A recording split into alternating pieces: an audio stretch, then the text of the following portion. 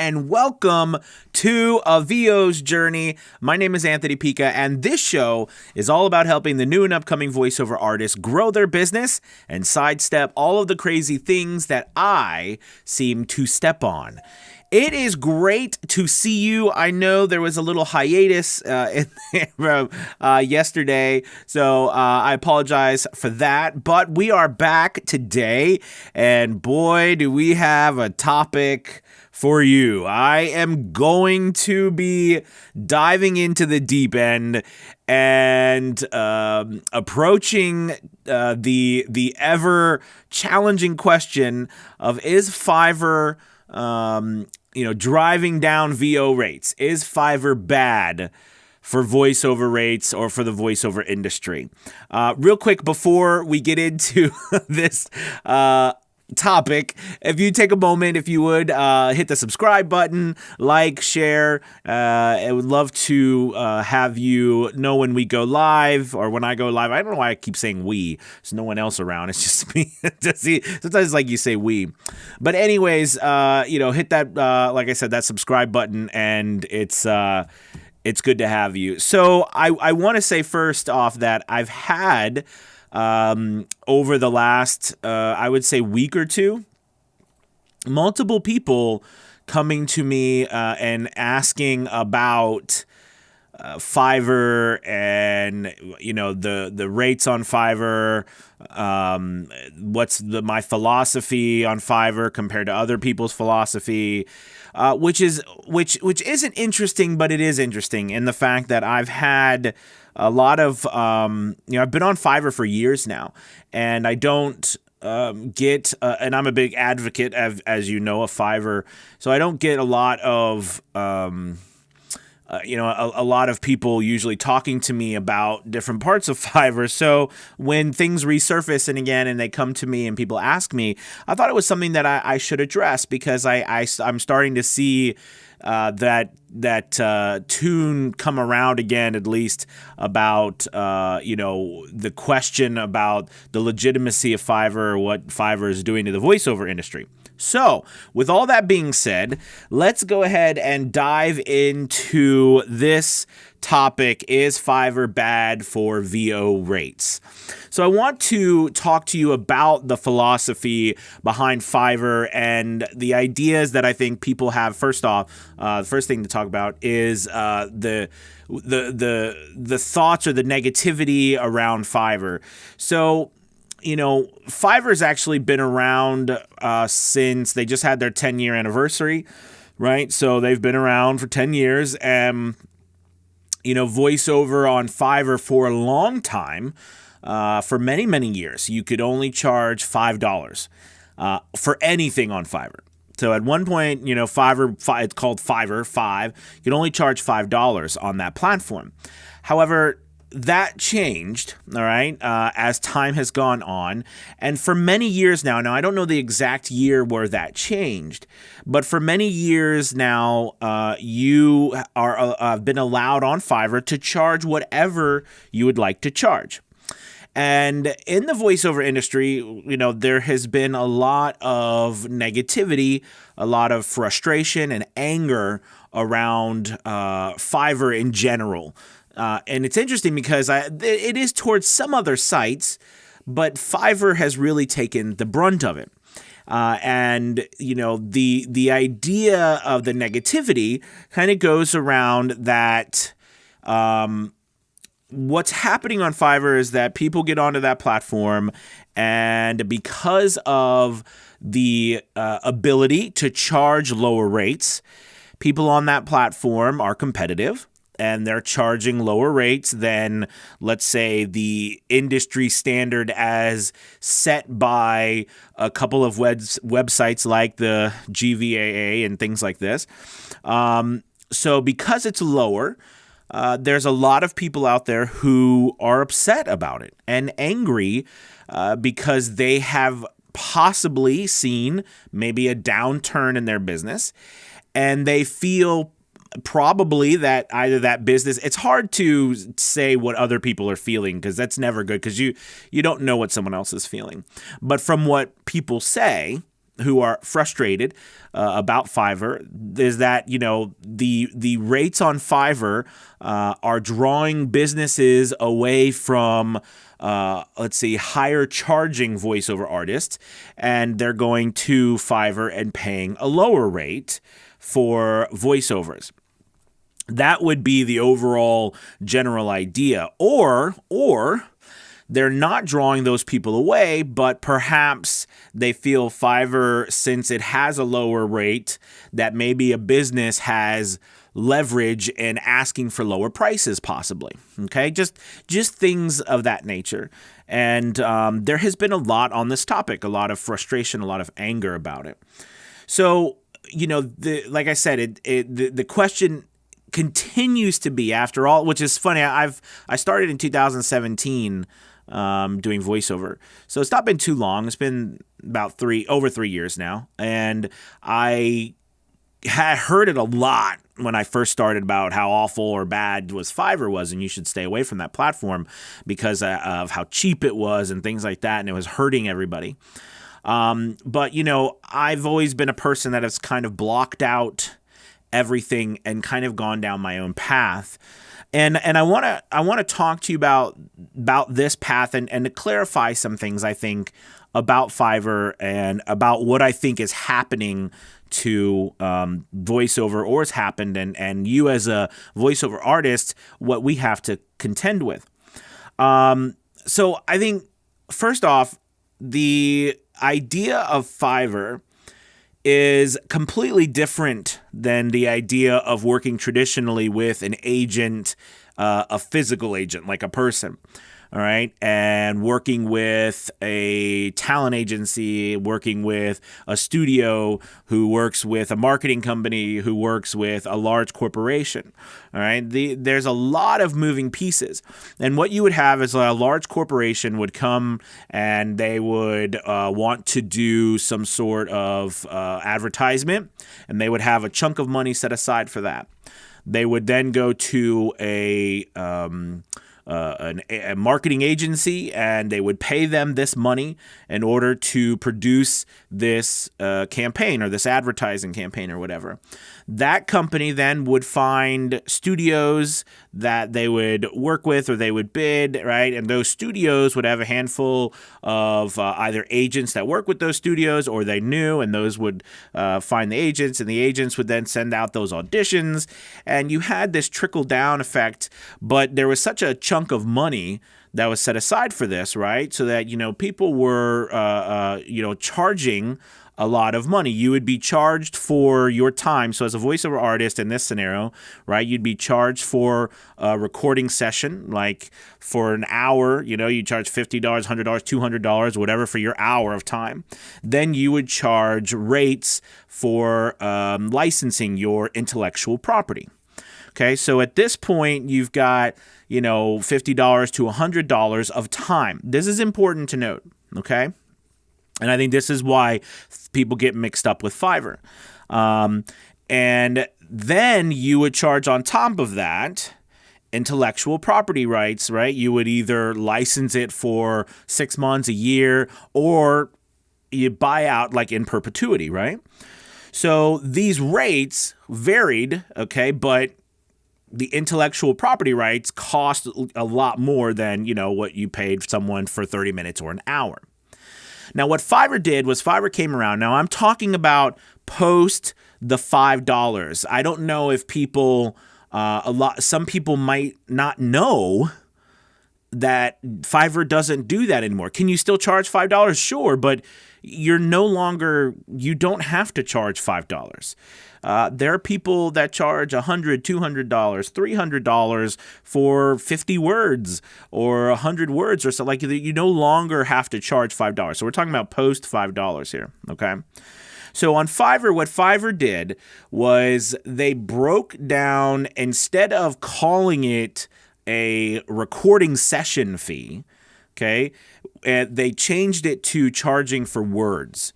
Okay, now this is not something new that Fiverr created. This is a practice that's been going around. You'll see other sites where they charge like per hour, right, which is like a recording session, right, if you look at it that way. But Fiverr broke it down to words. And the reason why they did it to words is because the idea behind Fiverr is that it is a product-based type of platform where it's turning a service into a product. Now, I think there's some anger behind that too, which we don't have to go into that, but I actually like the idea of turning a service into a product because scaling services as a business owner is very difficult, right? Because a service is so unknown, right? But when you have a product, there is a system there. There is something that you can actually point out and go through and know, like, you know, when you go here, it's going to be the same thing every time. Anyways, so at this point, we're talking about words. So you pay for words, but people might not know on Fiverr, what you actually do is there's another section that you charge for your intellectual property. Okay, there is a section where you charge for rights and you add those. Now, this is all up to you what you charge. All right. And that, I think that does frustrate people because it is a very open platform, meaning that competition is very big. At this point, when I first started, there's about 7,000 services and voiceover on there. I just checked, I think it was yesterday, there's over 19,000 now. The word is, and this is just voiceover, the word is out, you know, clearly out on Fiverr and it growing quite a bit on a daily basis.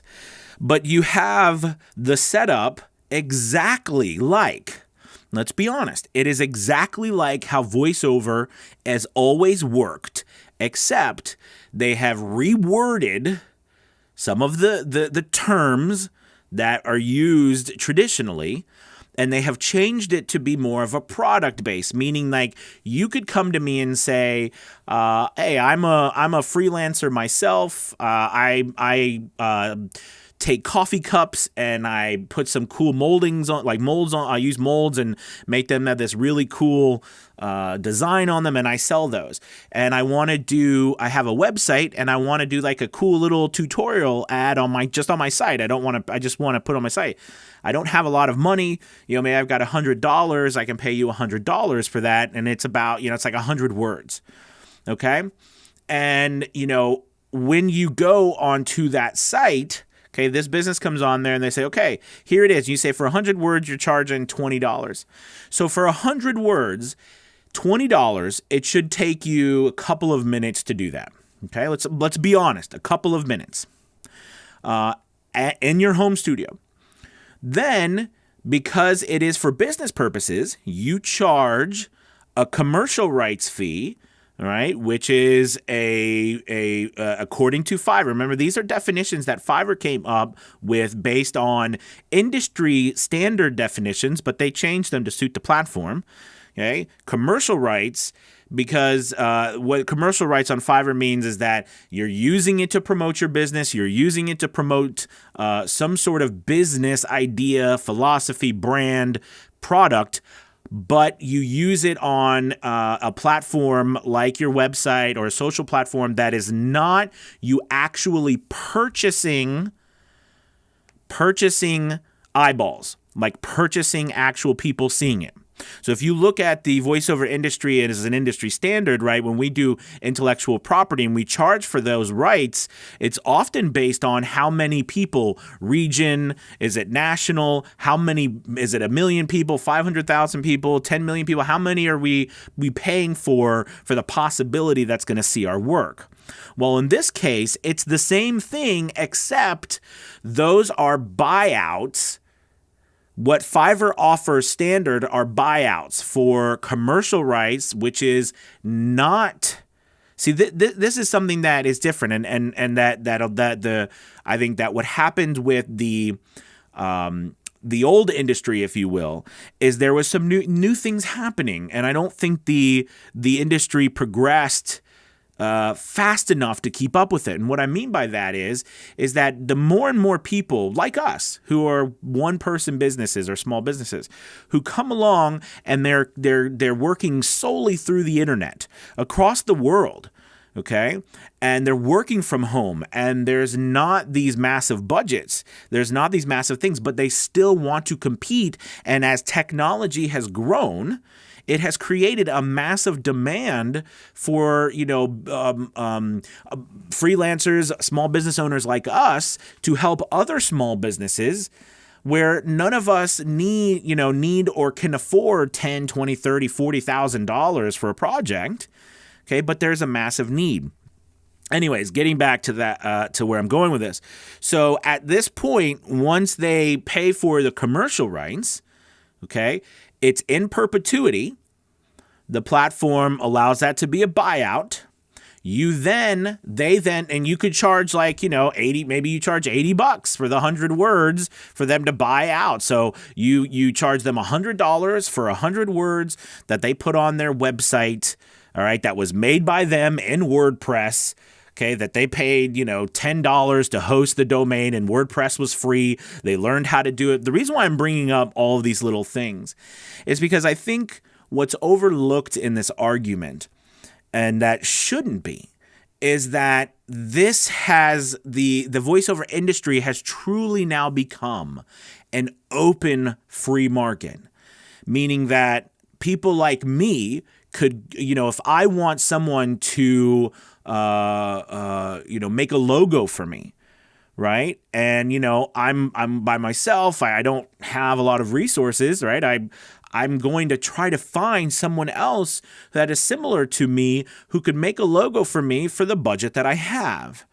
And either A, as an industry or a business, say, you know what, we're going to ignore the massive amount of people like us coming into the business, working from home, especially now more than ever with all of us being inside so much. I either ignore it or I don't ignore it and realize there is a new market. The old market is still out there and it's still working, but there is a massive new market, and Fiverr is tapped into that new market. So that's where I go to the second things, where apples to oranges, okay? Apples to oranges here, I think it's probably a challenge when people compare, Fiverr, people like Coca-Cola is going on to Fiverr to buy national ads. That's probably not happening yet. It does in some cases. I would be surprised to you. You'd be surprised to see who I've worked for or who doesn't tell you they come onto that platform. But what you're noticing too, I know I'm digressing here, but there's a lot of agents who are now using the platform. But anyways, and I'm going to go why that's happening too. But going back to apples to oranges, to compare a small business owner like the one I just said, who's selling coffee cups or whatever, and they've made their own website, you know what I mean? And they're working from their house with a laptop. And they don't have a studio. They don't have a mass production line. They don't have millions of dollars budgeted for marketing. Okay. And they want a voiceover.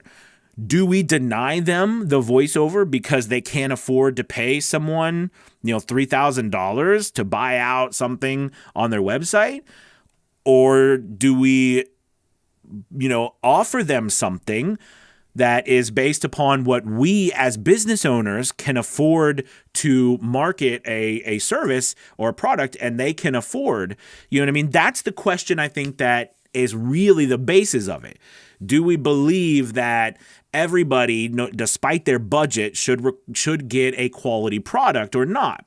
That's kind of a thing there. But again, the apples to oranges thing is important because we can't. It's difficult for me to compare, a person working for Blizzard Entertainment doing the new, coming out with doing voiceover work for the new World of Warcraft expansion, and a person doing, a phone message for Uncle Bob's towing company who's down the road. Do you know what I mean? That, in a town that's like 5,000 people, there's a massive difference. Do you know what I mean? So does that mean Uncle Bob doesn't get a voiceover, right? Because he's not, a massive company with a huge amount of work. But to say that we shouldn't stop and acknowledge that there is another side to this, and that is a side, and I've said this a lot. If I had been working in voiceover prior to this, and I had been charging something prior to what the new rate guides, if you will, I would be extremely concerned. I would be nervous. I would be afraid. I would be angry too. And the reason why is because, when you build a life, when you build a whole business, a whole understanding around the way something has been done, and then it changes, okay? It's it's scary. It's really scary. Because we all have families, we all have bills. It doesn't matter what I charge or what you charge. We still have the same bills and the same responsibilities. So if you've built your life around something and then that's changing and changing in the fact where you see trends of it going down, that's a big problem. And that could make people very angry and upset. And I understand, and I don't blame them for being angry and upset. And what I want to relay to people is Fiverr is just a place. Fiverr is a representation of a new market that is out there. All right? If it wasn't Fiverr, it would have been someone else or something else. But there is a new market out there, okay? Not the old market. The old market is still there. People are still being paid a lot of money to work with big companies, okay? But then there's also a lot of people who are making a lot of money working with small companies. All right. And I'm a believer of abundance, and I think there is enough to go around. But I think talking about this today is important to clarify a whole bunch of things, and why people get angry about Fiverr, why people question about Fiverr. Now, we haven't talked about how do you handle people yelling about Fiverr and saying bad things about Fiverr and so forth. And I think it boils down to, I'm just going to tell you with my story and why I got onto Fiverr. The reason why I got onto Fiverr, and this is something else that I would love, and not that I'm anybody to talk to, but if there was a voiceover industry council or something, you know what I mean? Now, I know we could say the unions, okay, and that's true, and the union is a piece, but let's be honest, I would venture to say at this point, there's a lot more voiceover artists that are not union, okay, as well. But if there was like an overall council and we sat down to talk about it, do you know what I mean? I think it would be safe to say, we would discuss, or at least I would discuss, that a person like me who comes into voiceover, now, I'm not going to say I'm talented because I'm not going to brag about myself of things that I think other people can judge on their own. But let's say a person comes into voiceover, relatively talented. The voiceover industry wants to continue to grow and put new talent because that's a healthy industry that's growing. Okay, an industry that grows is healthy. We don't want it to die. Okay, which I know is some people argument about prices, but let's just move forward, all right, with this idea of a new person coming in like me, and let's say they're semi-talented. We would want them in a voiceover industry. Here's my question. Where do they go? Where do we send them? Right? They go on Google, type in voiceover. What comes up? Honestly, answer the question. What comes up? I'll tell you exactly what comes up. Website after website after website. Voiceover, you get Fiverr, you get voices.com, you get Upwork, you get all of these sites that I call them online agents. Okay? As they get onto these sites, possibly they realize, well, maybe I need a coach, or they get into a Facebook group, or they're trying to reach out to a community to learn how to move forward in this. Well, what do? They get a coach, or they look for a coach. Then they realize, oh, crap, this costs a lot of money. Then we hit the real barrier.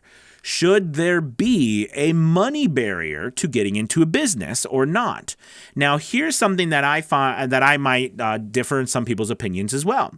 I I started myself with a $40 microphone and a $200 gift card that my mom had given me to Lowe's, where I got PVC pipe and packing blankets and made a hobo fort out of it, I called it, right? That's how I started. But as I did that, okay, the reason why I personally did it that way is because I had already tried so many other businesses, right? That I don't think bless my wife's heart, she was not going to let me spend a whole bunch of money on some other business I was going to do. Okay. But to say that you go into business for yourself and you don't make an investment would be folly, right? We both, all of us, you and I could say, right, would knowledgeably say you don't go into a business without making an investment. That's not how business works. Okay. So to say too that you shouldn't make an investment when you're going into business, like maybe working with a coach or the purchasing of quality gear, all right, that's important. However, the challenge comes into, how do you know who to work with? How do you trust them? You don't know them, all right? You don't know who's who, right? The way that you find this out in our day and age is by doing what you're doing right now, watching people's videos, listening to what they're saying, trying to ascertain if they have what you're looking for. Okay, so at this point, I'm going somewhere with this, I promise. At this point, you decide, okay, well, I'm going to get a coach, all right? And by the way, you have found a coach based on your searches on Google. This is so important, you all. Your searches on Google, and then maybe recommendations based off of your searches on Google or Facebook or these online sites. Then you move forward, and depending on what avenue you choose, whether you like to be a part of a more of like a union person, or a person that likes this, or a person that likes that, depending on where you feel like you fit in and where you have ended up to begin with, starts to shape your thoughts. Depending on if you are a bit like a freelance type business owner, or you come from a family like that, or you come from a family who's part of a union, and whichever one is fine, but wherever you end up, all right, you begin to get molded in those opinions and thoughts. All right, but here and then at that point, okay, hopefully, all right, you're like, okay, I agree with you. Now what? Well, someone says you need a demo. So you're like, okay, great, I need a demo. So how much is a demo? Well, you've got to invest in a demo. This one, this costs $2,500. This costs $3,000. Is that worth it? Do I think it's worth it? When I first started, I couldn't afford it, so I did not get one. Now, after doing this for as much time as I have, not too much, but over 3 years, it is absolutely worth it to me now. It's important. It is worth it to me now. A $2,000, $3,000 demo when I first started was not worth it. That would have been a bad investment, because that would not have been reflective of what I was able to do. Anyways, and by the way, that's another important aspect to make. But as we're going along with this, you get a demo. Now you have a demo. Great. What do? You've spent $2,500. Someone told you, this package you need to spend. You spend $1,000 on your mic. You spend another couple grand on your equipment. So you spend $5,000, $6,000, $7,000, maybe $10,000 on getting yourself set up, which you and I should be able to come to an agreement is actually not a huge investment for starting a business from scratch. It's really not, especially if you've been in other businesses. It's really cheap. Okay. But you get started now, and we've got all this set up. We're ready to go. Now what? Well, we start to look around. Well, how do I get work? Well, I could email people. I could call businesses. I could send my stuff to agents. Now what? I wait. This is the problem. You get auditions that hundreds of other people are getting. You find that you are super excited, but now no work is coming in. There's no place that you can go that helps you get work on a consistent basis without competing against every other person on their roster, or signing your life away. Now, I mean that in the nicest way, if you can say that. But signing let me rephrase. by signing either a contract saying you're going, to be exclusive or non-exclusive, et cetera, et cetera. So at this point, what do you do? What do you do?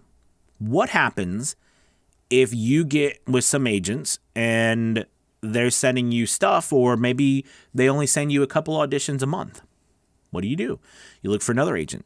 You only get a couple auditions. What if you're not getting any work? What if you have 10, 20 agents and you get a couple of jobs, but that's not paying the bills? What do you do? When I first started, there was no way that an agent was going to look at me. There was no way, because I didn't know what I was doing. I was just starting out. I didn't have the best equipment. Okay. Where do people just starting out go who can't afford to pay lots of money to do things, but are hungry and interested and growing?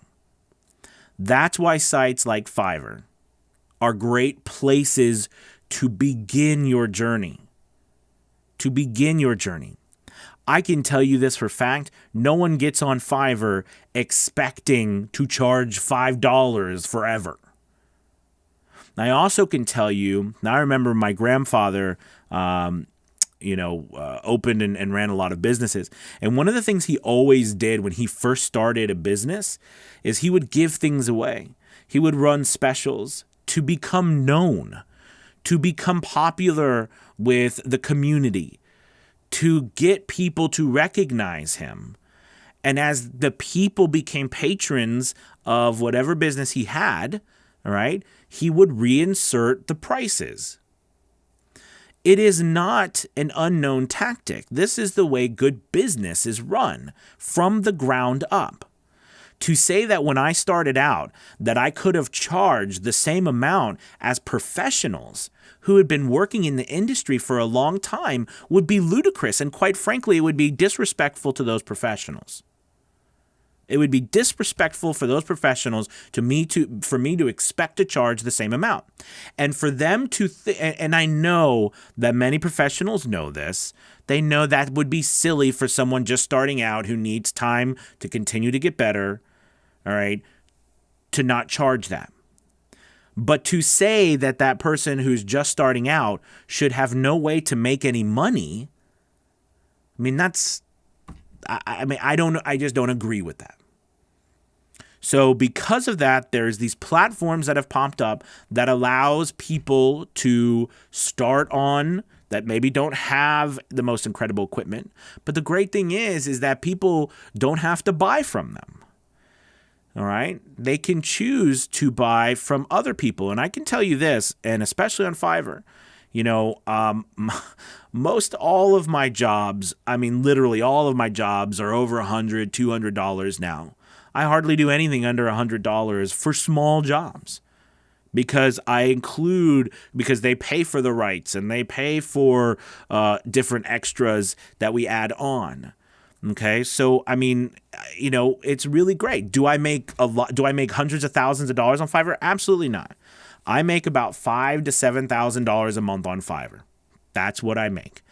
It's not a massive income, but $60,000 to $80,000 a year extra is amazing to my family. Now, the wonderful thing about Fiverr is that it's a platform and it does not control you. Meaning that I work on other platforms that also bring in thousands of dollars a month for me. And when you add them all up, it comes to a very nice income, which then allows me, this is important, which then allows me to move on to the next phase of whatever I'm trying to do, which is to then be able to have a base of knowledge, of understanding, of business, of money coming in to then go and search for new clients, personal clients that I actually can curate and give them good quality because I've done thousands of voiceovers now. I have experience. But if I tried to do that before, what right do I have to go up against you who's been doing this for 10, 15 years, who's way better and can produce way better content than I can, or way better voiceovers than I can? It would be silly. I would never win. I would never get the business, and I shouldn't. Okay? But that's the next phase after I put all this stuff together. Then from there, right? The next phase is me building my business even more, building out a website, building out my own studio, if you will, my own, company, wherever you want to go as a business owner, not just a voiceover artist, but as a business owner. All of this has to go into your thought process, and it can be your mind can spin out of control. Okay? I mean, it's crazy when we argue about pricing, because it's easy to say, that person's wrong. It's easy to say how wrong someone is who's saying Fiverr sucks. It's easy to call them names. It's easy to call people who says Fiverr doesn't suck names. But it's hard to have a conversation like this when you can break down all the pieces and say there is a big issue.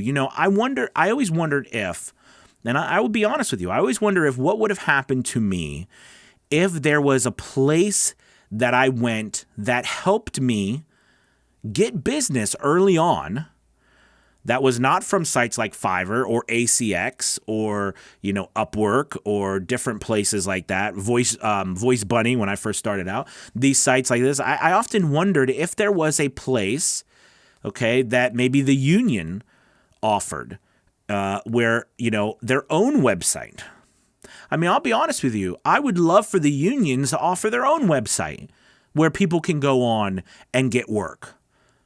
I think that it's time for the union to do that too. I think they would find, right, SAG-AFTRA, I think they would find that you would have a lot more people who would be interested in joining the union and being a part of it if there was something that was actually accessible to people. Now, that's if SAG-AFTRA wants more people. I think they do. I would assume so. I mean, the whole point of that union is to protect the rights of performers. Okay. A lot of it started too because of people like Shirley Temple and things in the past. I mean, as an actor, I grew up understanding the importance of legitimizing our profession for retirement, for things like medical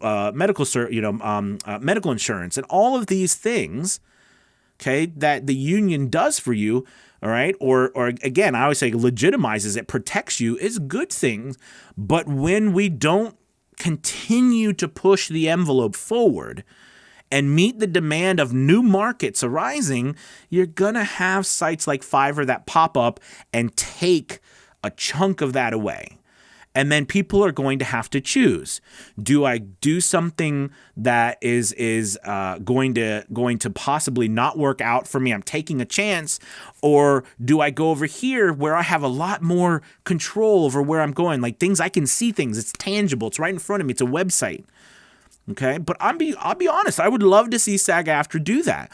I'd be on that site. There is no doubt in my mind if SAG-AFTRA launched their own website about companies putting work through SAG-AFTRA. All right, I'd be on that site if they allowed me to. I would. I'm sure you would too. But they're not doing that. Okay, and I know that's out of their purview per se, because that's, they're a union, they're not supposed to get into that type. But even if these agents, all right, or studios would do the similar thing, and many of them have, they're starting to slowly. But I'm just pointing out ideas and thoughts of actions that could actually be taken to bring us all as a community together. So I know this was a long rant and discussion. I know there's been lots of I haven't even looked at all the comments, but there's definitely a lot. So I'll go and mention this. But I hope that, this has helped. Like I said, I've had a bunch of people recently, the last couple of weeks, ask me about my thoughts on this and where I stand. And I would have to say, in all fairness, again, to people that might be anti-Fiverr, I'm pro-Fiverr, so I don't have anyone on the show to have an open discussion about. And maybe I should try to get someone on the show. That would be kind of cool to do an interview and have a nice open discussion with someone. I'd love to talk to a representative from SAG-AFTRA or someone. I'd love for that to happen and just to talk about it, because I think as a community, here's another thing too. And if I was trying to raise prices in the industry as well, I would try my hardest to help educate people, because think about it this way. The better you become, the better equipment you get, the more experience you gain, the more you charge, right? The better systems you have, the better customer service, the better infrastructure you have as a business, you can raise your rates because the value is higher than what it was before. Okay? But if there's nowhere out there explaining that to you and helping you understand that, and letting you know that, hey, the goal's over here, but we're starting here, but we're going to get you there, and this is how we get you there. And people say, well, that's what coaches are for. But a lot of there's so many different coaches. How do you even know what to choose? I coach voice actors, and my thing is a big focus on growing your business.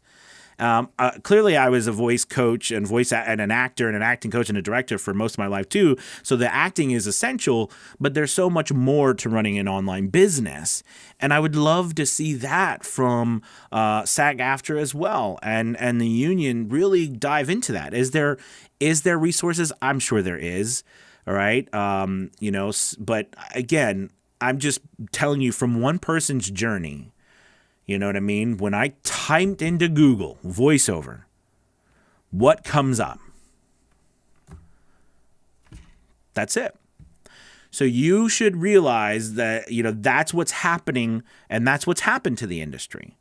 Okay? I don't think it's bad. I don't think it's bad at all. I think it's what we make it. All right. I hope this is gotten some people thinking or whatever. If not, thank you for sticking around. Let's see. We've got Oscar, Angela. By the way, this is supposed to be a question and answer session too on Friday. So if you have some questions, please feel free to ask them now, or say, Anthony, you are just plain nuts. I disagree with you. That's okay.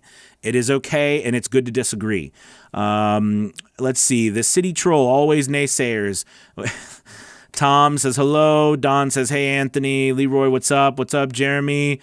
Good vibes. What's up, Jeremy? Scott, what's up? Oscar, hello. This is my best month ever. I'm on track to make $25,000 or more this year. That's awesome, Scott. Don, awesome. Kent, my first VO studio is ready from today. Thanks for the inspiration. That's awesome, Kent. JC, what's up? Too Rich to Miss, what's up, Anthony? How's it going? Great information. Thank you, sir. Don says, absolutely agree. The availability and use of websites and online businesses has increased the demand for voiceover that traditional voiceover industry seems to ignore. Don, and that's, I don't know if they're ignoring it. I think it's just that, how do you fit something new into something that has been done a certain way for so long? It's hard. It's really hard. And I think if you ignore it to the extent, as kind of you're saying, not ignore it, but if you ignore the amount or the size of the need, or not, I think ignore is the wrong word, because it implies that you don't care. And to say that people don't care, I think is bad to say, because people do care. I think it's more that you don't know. Maybe, you have no idea. You know what I mean? That becomes deadly. So as a business owner, and if you look at maybe SAG-AFTRA or some of these bigger studios and things, as businesses, having a part, maybe I know we don't hear it very often, like in our industries, but having like an R&D, research and development, having that, we know as entrepreneurs, as single member, like solopreneurs, as you call it, it's so important for us to be able to constantly innovate, to stay ahead of what's going on in order for our businesses to succeed. As one-person businesses or small businesses, that's very easy for us to do, as opposed to large businesses or, the SAG-AFTRA, that would be very difficult to do. However, the need for it, I think, it outweighs the challenges now, because I think there are so many people who want to be united, but there's lots of red tape that's causing that to happen. So it would be great for people to forge ahead to break some of that red tape, and for us to come together, because I do believe as a community we're always stronger. All right. Famicom Mike, Fiverr made VO more feasible for beginners. Right. And that's true. Greg, I really feel like giving up. I lost my job, and it's really competitive on Fiverr. Man, Greg, I'm sorry you lost your job, my friend. And it is a lot more competitive on Fiverr. But I don't want you to also think Fiverr is it. I mean, there's clearly tons and tons of places for you to do it, and you can make it, Greg. You can make it work. All right? You can make it work. You got to just keep going after it, man. Go after it. Do not stop. Make that decision now that you're going to make it work.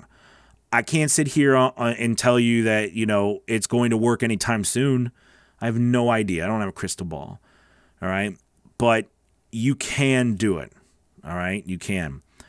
Famicom Mike, hey, at Greg, don't give up, man. Just lost my job. Absolutely. I work with a couple people who lost their jobs recently as well. We're seeing a new round in the U.S., right, of a whole bunch of, I think, with the coronavirus seeming to surge again in places around the country. It looks like I'm sure there'll be things shutting down. I know Texas is starting to shut down bars and stuff today again and changing some things, reducing capacity. So, I mean, it's, we're not out of the woods with any of these things at all. It's competitive, but you need to find your niche to narrow down the competition. I rarely sold commercial VO on Fiverr, then started a niche of movie trailer voice, jumped on level 2. Absolutely, and that's another thing we didn't talk about, JC, is the ability to really narrow to a niche that is very difficult when you're in a setting that doesn't give you that flexibility. I mean, Fiverr, we're talking about flexibility. Right? And that's another thing that we didn't touch on. But flexibility is a big thing that it offers. All right. Let's see. I know some people are talking here to other people. JC went from $100 a month with commercial VO gig, then added my niche movie trailer voice, now average $1,200 a month. It's awesome. Pretty much and every freelance site except the Evil Bunny. I've gotten one character role that is in production being done by two young sisters who have no money but pay $15 an episode. Okay, so I think, Greg, when we approach all, from a business standpoint, all right, if we're having issues with sales or we're having issues with things, I mean, it's time to have an honest audit at what you're offering, your stuff at that moment. Because here's the thing, at one point, me and you could have come up with something that was working very well, but at this moment it might not be working very well. And we might have to come up with something new. That's exactly why I'm talking about we have to constantly innovate. Perfect example of myself talking about Fiverr. I had a bunch of gigs that just weren't making any money. No one was purchasing them at all. And I spent a lot of time recently trying to put together a new system on how to go through that, which I'm going to be talking tomorrow during Fiverr Elite about how to rearrange things on your gigs in order to get more traction and more visibility. But, we all go through it. We all go through it. Okay. Most of the times, Greg, and our current market, it's about how many people are actually seeing you. Okay. Yes, you have to be able to deliver a good voiceover, but a lot of times I'm telling you, it's about how many people you're getting in front of. Let's see. JC, is your sound quality up to par? Okay. I know people talking about, you feel guilty taking their money. You shouldn't feel guilty. You're offering a great service, and they're getting a great value from you. I've gotten small jobs using the sound I have had forever. If you are using... Now, that's, Greg, that's something that, sound I've had forever. If you are not continuing to innovate, I mean, that's kind of what we're talking about, right? You want to continue to innovate. And that's challenging too, because it's like, well, what does that mean, innovate? So I mean, I get it, man, but you're going to be all right. You're going to do it. If you are using a USB mic upgrade, okay, we're talking about so true. We find you, Anthony. Hey, Judy. Let's see. Okay, Greg. Okay, well, everybody have any questions? As good, we get some help for Greg. Let's see. Sup, B Doggy. Okay, what about the talk that Fiverr-based VOs are passed over by VO sites, P2P sites? Dane. All right, great question, Dane. So here's the thing, and I'm just going to be honest with you about you, because I feel confident talking about myself as opposed to saying, well, this person and that person. So if that is true, and people on Fiverr are being passed over by other site, like people going to other sites. Is that what you're talking about? What about the talk that Fiverr-based VOs are passed over? Okay. If that's true, then, I must be passed over a lot because I make a good amount of money on that platform. And I would pose this maybe thought. If you are a business owner and you are trying to get the very best value, all right, and very best product, are you, well, actually, you know what, forget that. When someone posts your voice in their product, do they ever post where they get it from? In all the thousands of voiceover jobs I have done, I have never seen a company say, well, this is Anthony, and we got him from Fiverr. I've never seen that, ever. Have they used my name occasionally? Sure, like if it's a credits for something. But the idea that you're being passed over by companies, this is important, by companies, why? I mean, who would ever know where they got you from? And I'm serious. I mean, just a thought. Think about it. Who's ever gonna know that you did a voiceover on Fiverr? And a lot of people use pseudonyms. I mean, they don't even use their real name. But I'm saying who businesses don't post where they get their services from. Does that make sense? So I've heard that argument, and maybe for me to come out and say, no, that doesn't happen, that would be silly. But I don't have any empirical proof. Like, I couldn't produce something for you to say that happens. I've never had someone say, I was going to work with you, but since you're on Fiverr, I don't work with you. Because I'm also on the pay-to-play sites. See, that's the thing. I don't limit myself somewhere. I limit myself everywhere. I can tell you this. I'll be honest with you this. I have had people find me on a pay-to-play site and then search for me and found my website and work through me through my website. All right. Okay. So I've had that happen. But I don't know. And at the same time, I will tell you this. I feel that if you focus so much, and I know that was the topic of this conversation today, but if we focus so much on the negativity or the things that are going to drag us down, well, then you're focusing on the wrong thing. Focus on the things that are going to bring you up, the things that are going to build your business, the good things, the positive things. I'm not saying don't deal with these things, but these things are issues to be dealt with, and we move on and we focus on we focus on solving the problems here in order to be positive and move our business up. Because if we constantly focus on this, guess what? The business is going to go down. Okay, so I don't ever even consider people are passing me over. And if they don't want to work with me, that's fine. There's probably millions of people way better than me out there that they could work with, and that's totally cool. But I'm getting a lot of business, so I'm okay with it. But that's a great question, and I have heard of people saying that you might get blacklisted or something. I don't know where that even came from. Now, is that like a studio? Would that be like if there's a studio or an agency? Maybe that's possible. But I think at this point, that's an argument that's been around for a long time, and I don't know. I honestly don't know if it's true or not. But it never seems to. No one's ever came to me and said that. No one's ever said, "Hey, I was going to work with you, but you're on Fiverr. No, thank you." I've never had that happen. So, love from India. What's up from India? Good to have you. Let's see. Greg, that's lots of love. Absolutely. Very informative. Well done. Thank you, Greg. Funny guy Timmy would like to interview you on his channel. Reach out to him. Okay. Hi, Anthony. What's up? Facebook user. Sorry, I don't know who it is because it says Facebook user. Judy, which sites should be concentrated on the most? Well, listen, I wrote an article recently, or VO's journey on 10 different sites that I recommend. But I think if you begin, of course, you're on Fiverr, ACX, you're on Upwork, people per hour. If you can afford it, I do agree with being on Voice123, voices.com, but I don't agree. I agree with using those platforms as visibility, posting samples on them every day, because people do go on those platforms and they search because, again, voices.com, Voice123, they are paying loads of money to come up at the top of Google, just like Fiverr and these other places.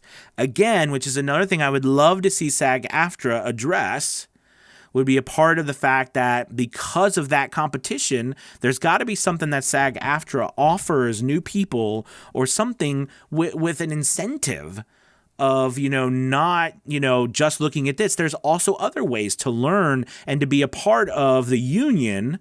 All right. But right now, I mean, for a lot of people, that's just so not even, they don't even understand, they don't even know how to even go about it. And when you don't do a push to get information out there to a bunch of new people. And now, again, this is important to note. The people who are saying mean things, that doesn't represent everybody. That only represents those individuals. I hate grouping everybody together. So, it would be one, and SAG-AFTRA, just because that's what we call the union. It would be great for I would love for them. I've always wanted to learn more about SAG-AFTRA and to have them as an industry leader, if you will, put out materials and make a push to show people who aren't a part of the union just more information about what is the union doing, what is this happening. Do you know what I mean? But when you don't make an extra effort, it looks to a lot of people, right, as out of sight, out of mind, like you don't care. It would be dumb of me to say that a group of people don't care again, but it's the perception of it. The perception is everything.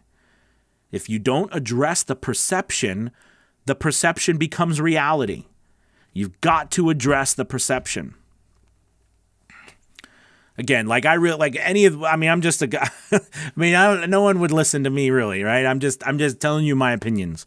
A lot of people use to throw pillow forts when starting out. Oh, use those pillow forts. Yeah. Just started June 25th. Out of work professor. What do you think about using blanket fort as a VO booth? That's why you're saying that. I love it. I did. I love it. I started out that way. I don't now. Now I have a whisper room and I have different equipment because I built up my business and I reinvested it.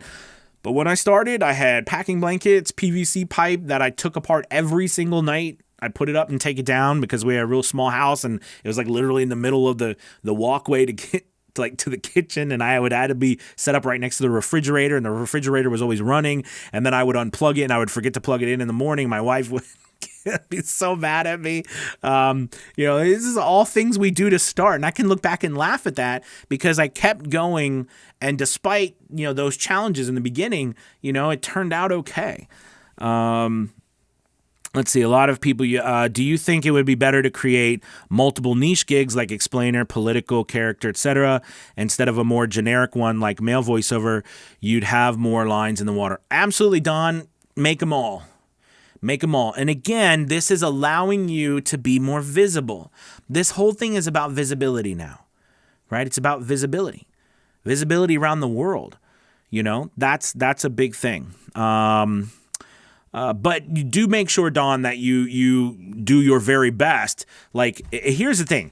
If you find you put up one gig, all right, or one offering anywhere, and then you find that you want to do voicemail, right, or IVR, and then you're like, well, I don't know really how to do that and stuff. Well, that's your next thing that you need to work on, right, is how to get that done, how to learn start listening to other people doing it. If you can afford to work with a coach, work with a coach, all right? If you go and do your own research and learn and then put it up when you are confident you have a good product. Okay, but remember, we are business owners, all of us. You are the CEO of your business, and the CEO of your business has to make decisions. Sometimes those decisions are right, sometimes they're not so right, but you still have to make them. The worst decision you can make is no decision. That's the worst decision, okay? All right, indecisiveness is a killer. What up, y'all? Checking in. What's up, Richie? My Fiverr has finally started picking up, getting a few orders a day, made it to level 1. Congrats. Alan says, would you recommend using a pseudonym for Fiverr or your real name? So, Alien Gray. Listen, I thought I said Alan. I recommend either, whatever you feel comfortable with. I personally would, when I first started on Fiverr, I started in actually 2012, buying, I set it up because I'd heard about this website that you could buy logos and stuff from. So I had set up an account, but I never used it. And it just lay dormant for 5 years until 2017 when I started VoiceOver. So it was like, it was not my name. It was just a couple of letters that I put in because I didn't know what I was, when I set it up, I wasn't focused on anything. Now I wish I would actually go back and make it my name, but I'm my business model, and what I want people to know is, I am who I am. Like you get me.